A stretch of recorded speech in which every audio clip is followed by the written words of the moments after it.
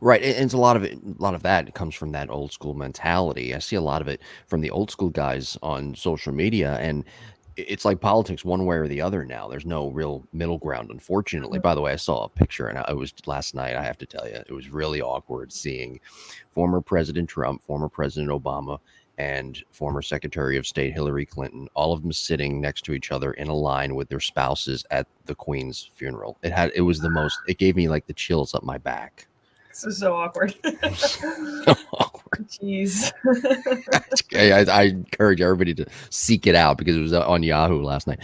But that's what it's like with coaching now with the old school people. They don't want to hear one iota about how bodies move, about body composition, about getting stronger, and how all of that translates into your performance on the field. And where new school coaches a lot of times have gone completely the other way now with data, especially when it comes to hitting, and they haven't seemingly both parties found that middle ground. You have, looking at, of course, your Instagram and as amount of times that we've talked, but there's more coaches out there that are one side or the other than you, who's right there in the middle ground.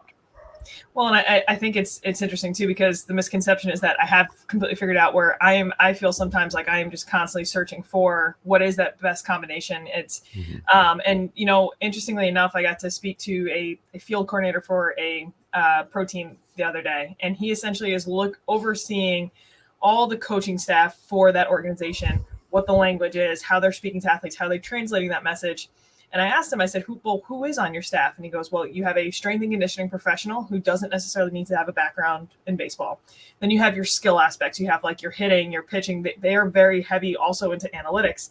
But now there's a new position called an integrated baseball performance coach.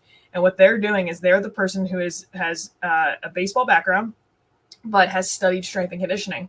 And their sole responsibility is trying to merge these two worlds to make them make sense. So if you think of it, even at the highest levels, we're still trying to search for where does that happy medium exist? So much so that let's create this position, let's create this role that basically hasn't really existed before in our sport, because it becomes that important.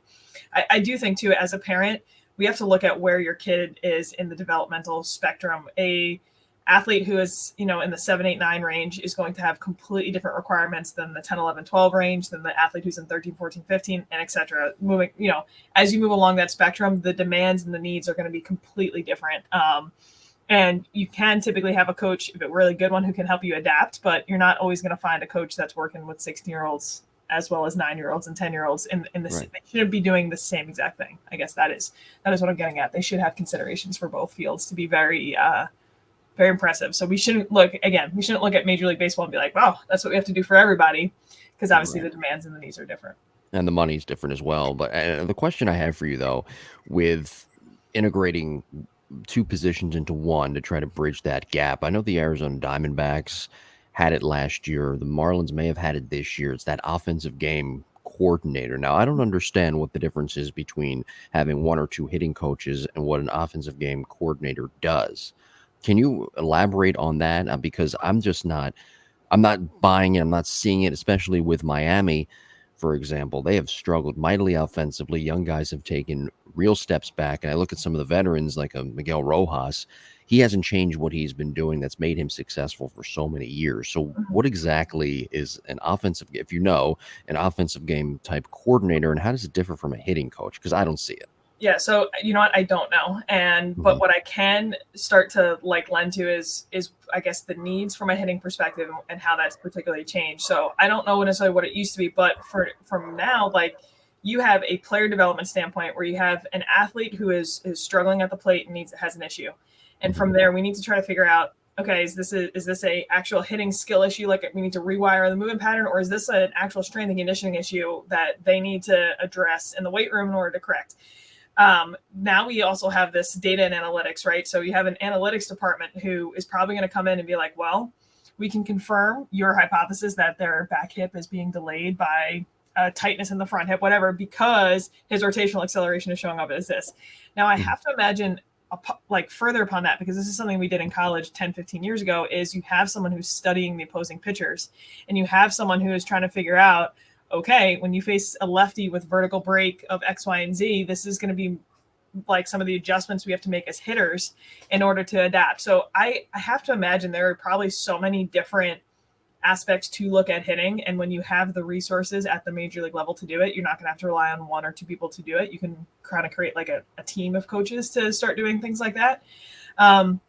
I've even heard that they're starting to look into there's certain camps that are looking into different bat sizes depending on the pitcher you're facing. So, the old adage is like, all right, I have this bat, I'm comfortable. It's almost like a superstitious thing. Like, this is my bat.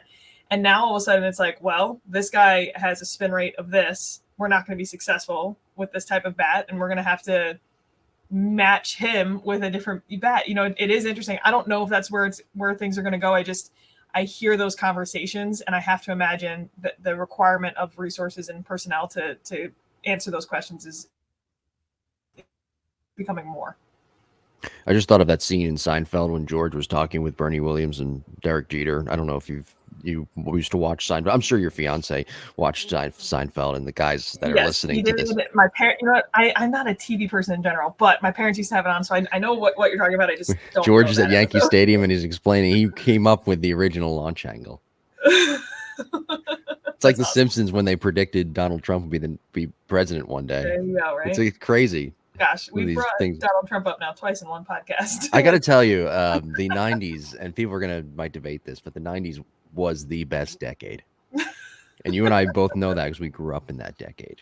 It was, I am thankful. Everything was the best. The shows, the sports, the music. I'm thankful I didn't have social media when I was younger. Right. There was no social media. Not necessarily technology. Technology is not what scares me, but the media is what scares me. And I'm thankful that is how I got to grow up. And just know that the 90s was such a great decade that it carried over all the way into halfway into the 2000s to 2005. Think about it. With the exception of 9/11, of course, 2000, most of 2001, 2002, 2003, 2004 were great years. Maybe it's because we have the rosy colored glasses on and we were kids. Maybe. You know what? As a Yankees fan, I will say those were the best. Have you watched The Captain, by the way? I just got finished the whole series. You know what? I've had so many people recommend it. I will set aside time for it. Funny enough, and I think, I don't know if I can talk about it yet. I will let you know when I can talk about it, just to be sure. But tease. That's a good tease. I know. I have been looking at other documentaries to watch that I need to watch before a certain period of time.